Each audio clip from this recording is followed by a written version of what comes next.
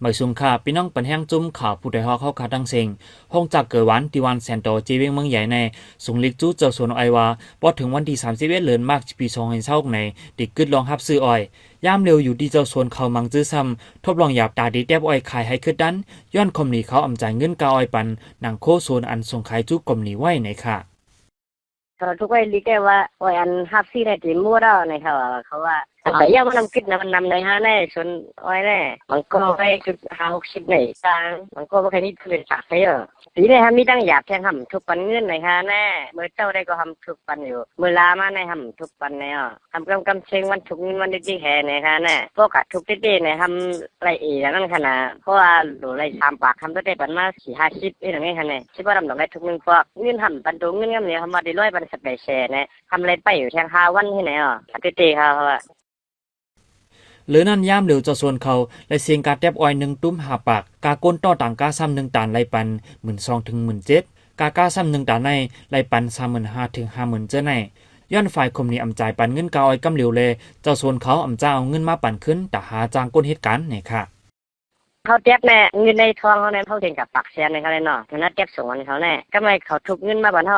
โมหะชิดในแก่ไหนเงินอันเขาทุกมาปันนั้นเขาขึ้นเลยในศูนย์ในมันทำลอกเลยค่ะก็จะเป็นนะมองแค่ในที่ผมจำเงินไรเลยก็มันมีก้นนั่งขนาดนี้ก็ปวดขึ้นว่าจะเปลี่ยนตัวก็ทำเงินก็ทำมันนี่ในพี่น้องในวันนั้นก็ตอนจำเงินเนี่ยเป็นบางที่ผมถูกสอนนั่นเอง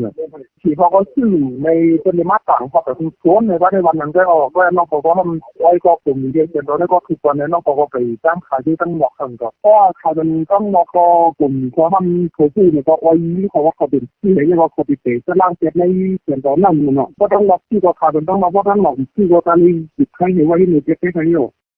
เจ้าสวนอ้อยเขายังลาดแทงว่าไม่ใจโกเลยซุ่มเตือนลังโกมีก้นซื้ออ้อยสิเลยปล่อยซุ่มแปดหรือนั่นเจ้าสวนบางเจอย้อนมีการเรียบอ้อยการต่อส่งอ้อยเลยกำพองเป็นนีถึงเตรียมสายแดนไหลขึ้นเสไหลไปกว่าต่างที่ต่างเว้งก็มีในค่ะ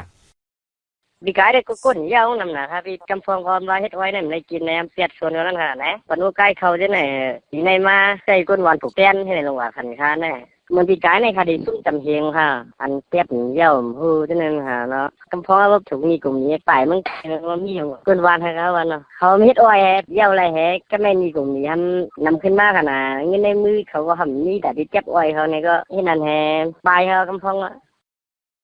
เกี่ยวกับเลยการผูกซ้อมในเสฝ่ายคมนี่เขาออกปันกาเจอฟันกาผุ่นทาดกาพายางแลกาไถกำพองเสเฮ็ดให้เจ้าส่วนเขาเป็นนี่เป็นขอดดอกคมนี่เมื่อหนังเมื่อปีป้นมาในกอคมนี่เขาเกิดลือลองซื้ออ้อยเลยเฮ็ดให้เจ้าส่วนมังเจออำตันแดบอ้อยขายคือด้านเสและซุ้มนับโหหิงแสนย้อนนั้นปีในกอสั่งเป็นนันแทงในจึงตาก้นวานก้นเมืองตีเหตุการหากินเล่งต้องกว่าเมื่อนานั้นจางทบลงอยากผืดตั้งน้ำในค่ะปันแห้งจมข่าวผู้ใดฮอกและยินจมขอบใจใหญ่นำอยู่ค่ะย้อนช่วยให้พี่น้องเฮาอยู่ลีกัดเย็นนอดเพเขียนกลองเสกัมข้าวคนกิ้งข้าออกหมายซุงค่ะ